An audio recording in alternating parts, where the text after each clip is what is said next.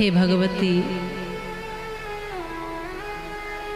यदि संसार में लगाकर ही रखना है तो अपनी सानिध्य में रखना। आप यदि हमसे कुछ कराना ही चाहती हो तो अपनी सानिध्य में कराना। किसी के बंधन में नहीं रखना, किसी की गुलामी मत करवाना। अगर बंधन में ही रखना हो तो अपने में रखना, गुलामी ही करानी हो तो अपनी कराना। अपने वात्सल्य में, करुणा में, प्रेम के छाँव में हमें रखना। इसलिए कहते हैं कि किसकी गुलामी करोगे, कहाँ कहाँ फंसे हो, किस किस बंधन में फंसे हो। फंसना ही है, गुलामी ही करनी है तो भगवान की कर लो। और उस बंधन में सब बंधनों से छूटने की ताकत है, ये भी ध्यान रखना। भगवान के यहाँ बंधन में यदि आए तुम तो मुक्त हो जाओगे। मुक्त होने का मार्ग है भगवान के यहाँ आकर गुलामी करना। सारे बंधनों से, सारे झंझटों से मुक्त हो जाना। जब तक व्यक्ति मन के चलाए चलता है तब तक फंसा है। एक कथा भी आती है, राजा सुरथ और समाधि की कथा।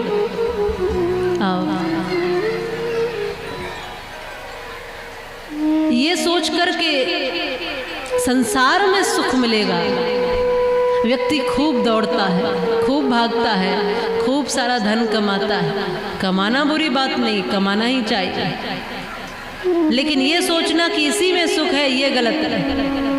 ये सब ये साधन है, कहीं ना कहीं कुछ न कुछ व्यवस्थाओं को व्यवस्थित करने के लिए बस उतना भर है, पर मेरी तृप्ति के लिए ये पर्याप्त नहीं है। कोई बड़े से बड़ा धनिक हो, कितने भी बड़े से बड़ा धनिक हो, कितना भी बड़ा धनाढ्य हो, धन के कारण क्या सुखी है? धन के कारण सुख नहीं मिलेगा कि चलो इतना कमा लिया जाए फिर सुखी हो जाएंगे। हाँ, जिसके पास धन नहीं है उसको लगेगा कि जिसके पास धन है वो सुखी होगा। जिसके पास नहीं है उसको लगेगा कि जिसके पास है वो सुखी होगा, लेकिन जिसके पास है सुखी वो भी नहीं है। उसको ये लग रहा है कि झोपड़ी में रहने वाला हमसे ज्यादा सुखी है। महर्षि वेदव्यास कहते हैं, केचिद वदंती गुणहीनः जनो जगन्या, केचिद वदंती धनहीनः जनो जगन्या, व्यासो वदत्यखिल वेद शास्त्र विदां वरेण्यम, नारायण स्मरणहीनः जनो जगन्या। इसी बात को तुलसीदास भी कहते हैं अपने तरीके से, धनहीन कहे धनवान सुखी, धनवान कहे सुख राजा को भारी, राजा कहे चक्रवर्ती सुखी, चक्रवर्ती कहे सुख इंद्र को भारी, इंद्र कहे चतुरानन सुखी, चतुरानन कहे सुख विष्णु को भारी, और तुलसीदास विचार कहे प्रभु भक्ति बिना सब लोक दुखारी। जिसके पास जो साधन नहीं है ना, उसको लगता है कि इसके कारण ही मैं दुखी हूँ, लेकिन जब वो साधन आ जाता है फिर भी क्या आप सुखी हो जाते हो? सोचते रहे कि मेरी मनपसंद गाड़ी मिल जाए, ठीक है वो गाड़ी मिल गई। जब आई थी नई नई तो बड़े खुश थे, लेकिन थोड़े दिन बाद देखा कि फिर वैसे ही हो गए। माताएं कई बार कहती हैं कि घर मिल जाए, नौकरी मिल जाए, बहू आ जाए, बेटे का विवाह हो जाए। अब बहू नहीं आई है घर में, इसलिए कहती भगवान बहू आ जाए मैं सुखी हो जाऊंगी, सुखी हो जाऊंगी, और बहू आ गई तो और ज्यादा दुखी हो गई।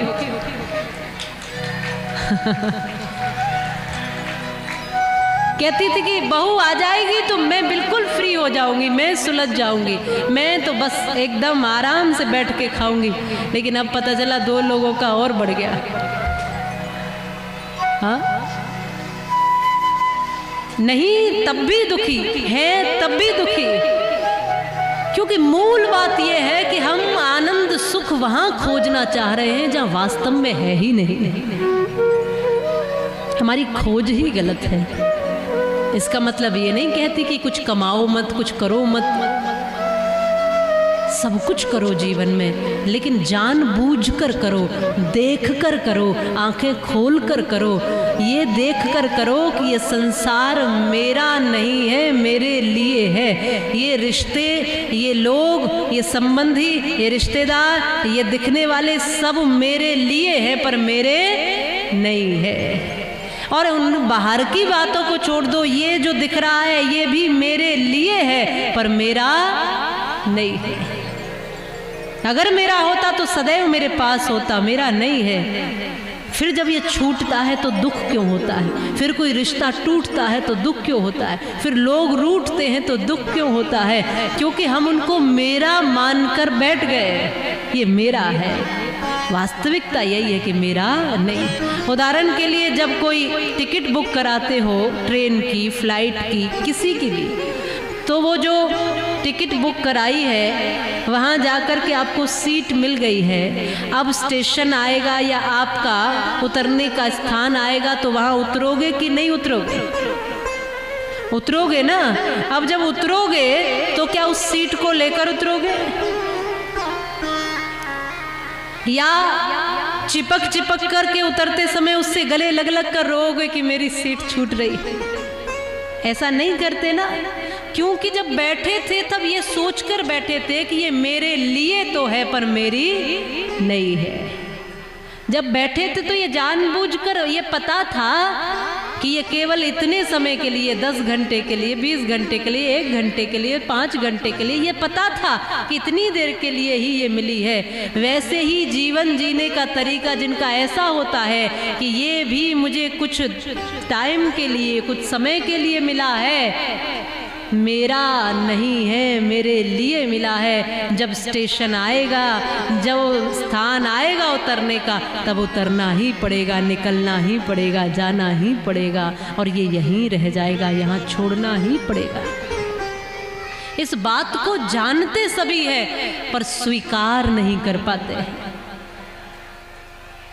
स्वीकार कर ले तो किसी को दुख दोगे, तकलीफ दोगे, कष्ट दोगे, किसी से वैर करोगे। अरे इतना थोड़ा समय हमारे पास है, इसमें कहाँ दुश्मनी करने को समय मिल जाता है आपको?